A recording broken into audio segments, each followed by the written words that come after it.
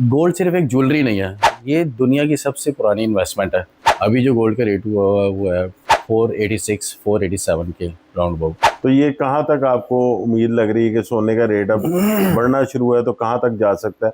एक तोला भी गोल्ड उन्होंने खुद बाय नहीं किया होगा, लेकिन वो बैठ के लोगों को ऐसे ऐसे मशवरे देते हैं जो और लोगों का फायदा के बजाय नुकसान कर देते हैं।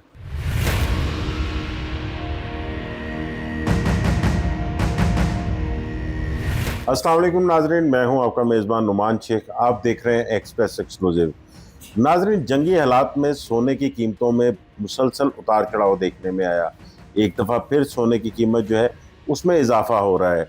ये इजाफा कहाँ तक हो सकता है, इसके पस पर्दा क्या वजूहात हैं, इन सब पर बात करने के लिए मेरे साथ मौजूद हैं मारूफ जूलियर जनाब अशफाक भट्ट साहब। अशफाक भट्ट साहब, बहुत शुक्रिया आपके वक्त का। Thank you. इस वक्त सोने का रेट क्या जा रहा है और कितना बढ़ा है ये कितने दिनों में? बिस्मिल्लाहिर्रहमानिर्रहीम, अस्सलाम वालेकुम। इस वक्त गोल्ड का रेट नुमान भी जा रहा है 4,86,000, जो कि पिछले 2 दिनों में तकरीबन 10,000 इंक्रीज़ हुआ है। उससे पहले जा रहा था 470 475 के राउंड अबाउट। अभी जो गोल्ड का रेट हुआ हुआ है वो है 486 487 के राउंड अबाउट। तो ये कहाँ तक आपको उम्मीद लग रही है कि सोने का रेट अब बढ़ना शुरू हुआ है तो कहाँ तक जा सकता है? क्योंकि एक दफ़ा सोने ने बहुत बड़ी जंप ली थी, कोई 590 तक पहुँच गया था, फिर वापसी हुई, तकरीबन 1,20,000 रुपये बिल्कुल कम सही हुआ। है। तो अब क्या लग रहा है कहाँ तक जा सकता है? देखिए नुमान भाई, गोल्ड सिर्फ एक ज्वेलरी नहीं है, ये दुनिया की सबसे पुरानी इन्वेस्टमेंट है।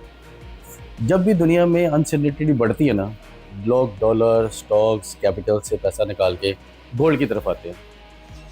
तो यूएस से ईरान कॉन्फ्लिक्ट की वजह से आपने देखा ही है कि ऑयल प्राइसेस कितनी ऊपर गई हैं। तो जब ऑयल एक्सपेंसिव होता है और मार्केट में अनसर्टेनिटी बढ़ती है, तो इन्वेस्टर्स क्या करते हैं, लोग अपना पैसा निकाल के ऑयल में डाल देते हैं।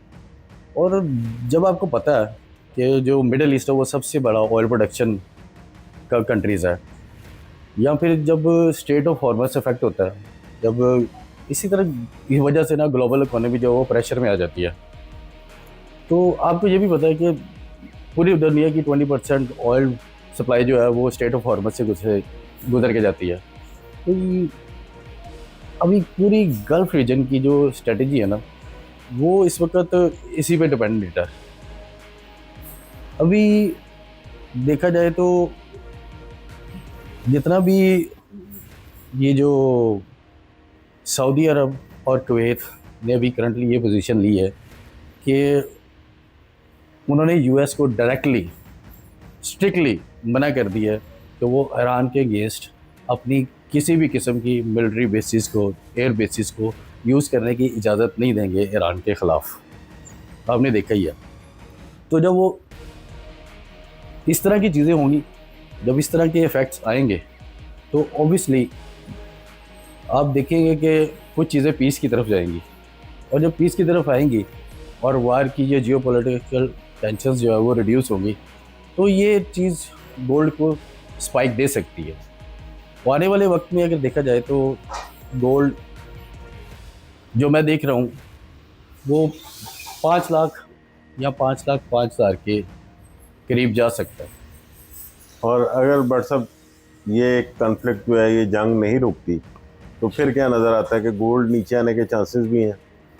और इसके अगेंस्ट अगर जंग ना रुकी, अगर तो जंग ना रुकी और ये बढ़ती गई, कशीदगी बढ़ती गई और टेंशन्स बढ़ती गई, तो गोल्ड इसी के अंदर कंसोलिडेट करता रहेगा 4,70,000 से लेके 5 लाख के अंदर अंदर।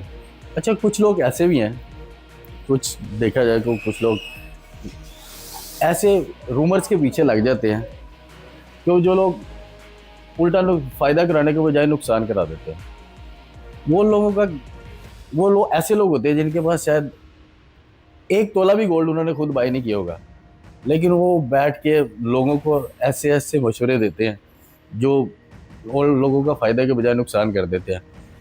कुछ ऐसे लोग हैं जो कहते हैं गोल्ड 3.5 लाख 4 लाख पे भी चला जाएगा। तो मेरा मशवरा है कि इन लोगों के पीछे मत लगे, हमेशा एक्सपीरियंस लोगों के साथ काम करें, एक्सपीरियंस लोगों की राय लें, ताकि आप किसी भी किस्म के नुकसान से बच सके, बजाय इनके कि इन रूमर्स के पीछे लग के आप अपना नुकसान कर लें, लॉस कर लें।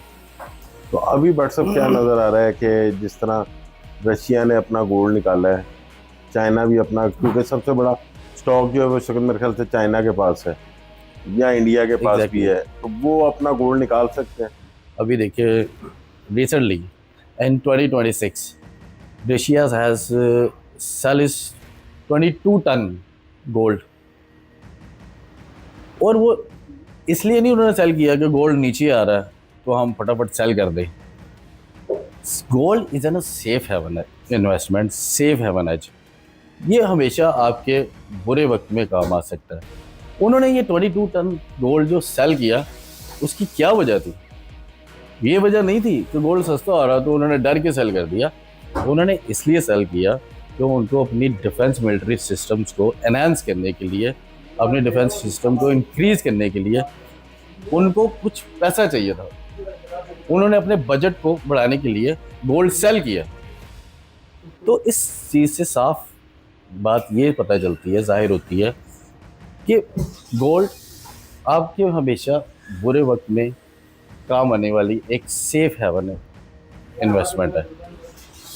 तो अभी जो व्हाट्सअप चल रहा है कि जो अमेरिकन प्रेसिडेंट है ट्रम्प, उसने चाइना का विज़िट करना है और उससे पहले ये कोशिश हो रही है कि मुआहिदा हो जाए, ये जंग बंदी हो जाए, तो उसमें कोई नज़र आता है कि ये चीज़ें भी कोई इफेक्ट करेंगी?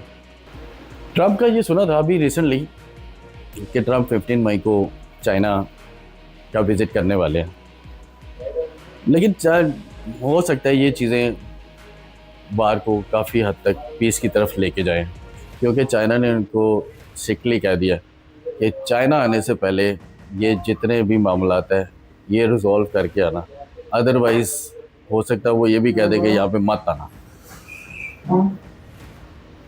तो अभी यूएई पे जो बुरा वक्त एक तरह का चल रहा है, अटैक भी हुआ कुछ, और वहाँ से बड़े ज़्यादा लोग जो है वो निकल गए जिन जिन ममालिक के आए हुए थे, और यूएई भी बहुत बड़ी मार्केट है गोल्ड की, उसने भी कोई इफेक्ट किया है इस गोल्ड की प्राइसेस पे? बिल्कुल ऐसे ही है। रिसेंटली जो अभी एक जंप आया गोल्ड के अंदर, ये 10 to 12,000 इंक्रीज़ हुआ है, ये यूएई के कुछ हालात थोड़े से बेहतर हुए हैं, उसकी वजह से ये इफेक्ट आया है। और इस वक्त तो आपने देखा ही है कि यूएई ने भी अपना एपिक कॉन्ट्रैक्ट जो था उसमें भी अमेंडमेंट की है, जो कि उनके आने वाले वक्त में इस गोल्ड को एक स्पाइक दे सकता है। अभी व्हाट्सएप लोगों के लिए क्या मशवरा है कि इस वक्त गोल्ड जो है बाय करने का टाइम है कि सेल करने का टाइम?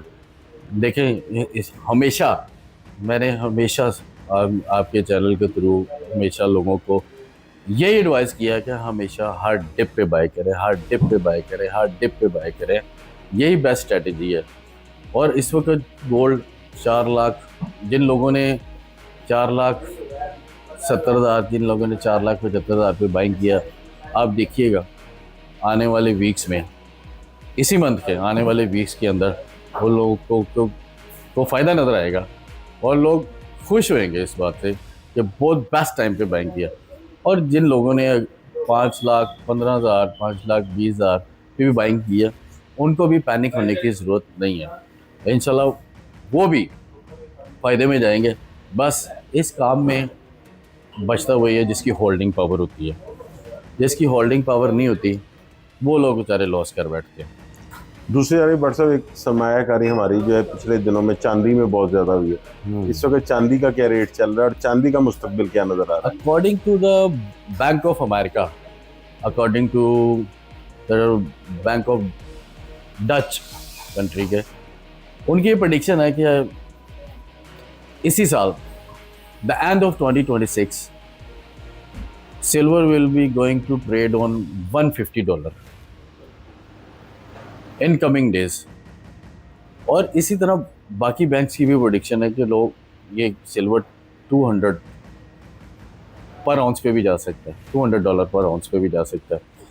और इसी तरह अगर गोल्ड को देखा जाए तो अगर तो ये मामला काफ़ी हद तक सुलझने की तरफ आ गए और गोल्ड अगर 4800 या 4850 डॉलर्स को क्रॉस कर गया, तो आप देखिएगा गोल्ड बुलेट की तरह नहीं, रॉकेट की तरह ऊपर जाएगा। कमिंग डेज में the end of December 2026 gold will be trade on 50 above than $5,600 और अब पाकिस्तानी रुपीज़ में कैलकुलेट किया जाए तो मैं ये कहूँगा कि 6 लाख से पहले गोल्ड बेचना बेवकूफ़ी है। आप देखिएगा कि ये गोल्ड 6 लाख पे ट्रेड होता हुआ नज़र आएगा। बहुत अच्छा। बट सर आखिर में ये भी बता दीजिएगा, एक वो लोग भी थे जो कि सोने और चांदी में इन्वेस्ट नहीं कर सकते थे, उन्होंने तांबे में इन्वेस्टमेंट शुरू कर दी अपनी, और तांबे की हमने मार्केट में देखा कि वो ईंटें बकायदा फरोख्त हो रही। तो ये कोई कह लें कि तोलों या 1 किलो ईंट रखने वाले को भी कोई फायदा अच्छा, ये आपने बड़ा अच्छा सवाल किया। बहुत से लोग इस तरफ शिफ्ट हो रहे हैं कि हम कॉपर बाय करते हैं, कॉपर के बिस्किट्स बाय करते हैं। अब वो देखो, लोग जो बाय कर रहे हैं वो just for the purpose of investment by कर रहे हैं, क्योंकि जिन लोगों ने बाइंग करनी है उन्होंने यूज़ पर्पस के लिए तो बाइंग नहीं करनी हो।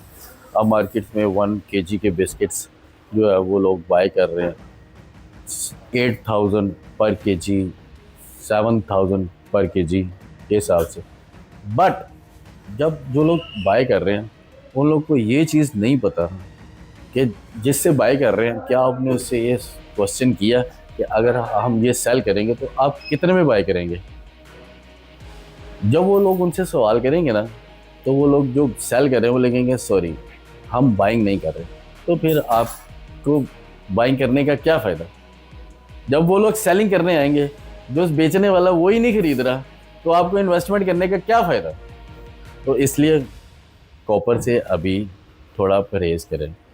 हाँ, जो सबसे सॉलिड इन्वेस्टमेंट है वो है गोल्ड और सेकंड सिल्वर। इसलिए आप ज़्यादा उन पर डिपेंडेंट रहें, बजाय कि आप copper, platinum and extract metals के ऊपर आप डिपेंडेंट रहें।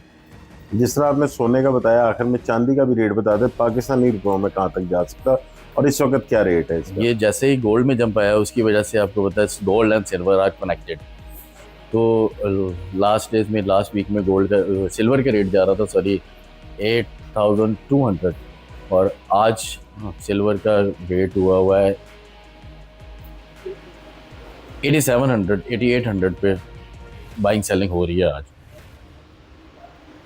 तो इसकी उम्मीद क्या करता है कि ये पाकिस्तानी रुपीज़ में कहाँ तक जंप लग सकता है? अगर पाकिस्तानी रुपीज़ में देखा जाए तो इस साल के एंड में सिल्वर जो है वो आपको 15,000 18,000 तक ये रेट शूट कर सकता है सिल्वर का। बट ये इतनी जल्दी नहीं होगा, may be it's near about the end of 2026 ये इसके पास ट्रेड होता हुआ नज़र आएगा। बहुत शुक्रिया आपका अशफाक भट्ट साहब। नाज़रीन, जैसे कि अशफाक भट्ट साहब की आपसे सारी बातें सुनी, जो लोग सोना ख़रीदना चाहते हैं ये बेहतरीन वक्त है उनका सोना ख़रीदें, लेकिन फौरी बेचने के लिए नहीं।